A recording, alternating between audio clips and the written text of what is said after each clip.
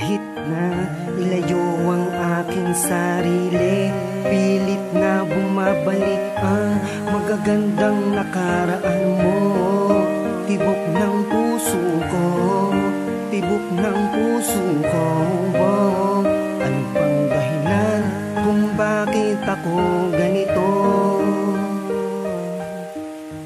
Almix Music. Sumasagi ka palagi sa isip ko, pero di na pwede ang gusto kong mangyari. Di na bale, baka masaktan lang naman ako sa mga nakikita ko sa inyong dalawa. Nagtatanong bakit bigla ka nakahanap. Ako ito, tignan mo, ikaw pa din ang gusto at hinahanap-hanap ng puso ko. Ay, ikaw lang sinta. At kung hindi mo na marinig, kahit pa isigaw ng paulit-ulit, ulit lang masasaktan sa iyo. Bakit pa kasi mahulog sa iyo? Tama na, maling-mali na ang ginagawa ko.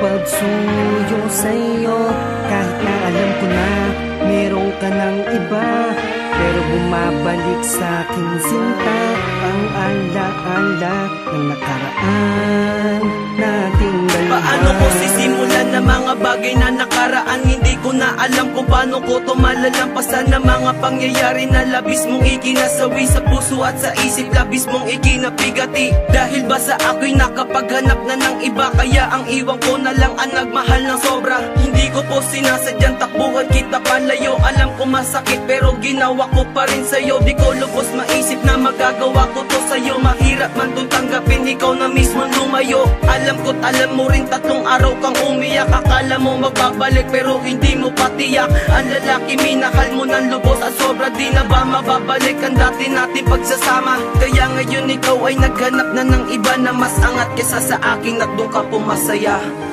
Tama na, maling-mali na ang ginagawa ko. Pagsuyo sa iyo, kahit na alam ko na meron ka ng iba, pero bumabalik sa aking sinta ang ala-ala ng nakaraan nating dalawa. Kaya ngayon ako'y umaasa na magbabalik ka pa. Sa bawat araw na dumaraan ay hanap-hanap ka. Hindi ko inaasahan na magkakaganito ang dati nating relasyon. Bakit bigla ang nahinto? Kaya ngayong alam mo na mahal kita. May pag-asa pa kaya muling mapasa akin ka. Kung hindi na talaga ay okay lang naman sa akin. Kahit ito'y masakit ay pipiliti kong bawiin. Ang babaeng nawala sa akin ng ilang buwan, ikaw lang naman ang babaeng lagi kong inaasam. Na makasama ko sa iisang bubong at bumuo na masayang pamilya. Yun yung lagi kong tinutugon sa sarili ko upang matutunan ka mahalin. Dahil ang mission ko lang naman ay aking pasayahin. Ang binibini nagbigay sa akin ng ibang lakas. Hanggang dito na lang sana ay hindi pa ito magwakas. Tama na, maling-mali na ang ginagawa ko.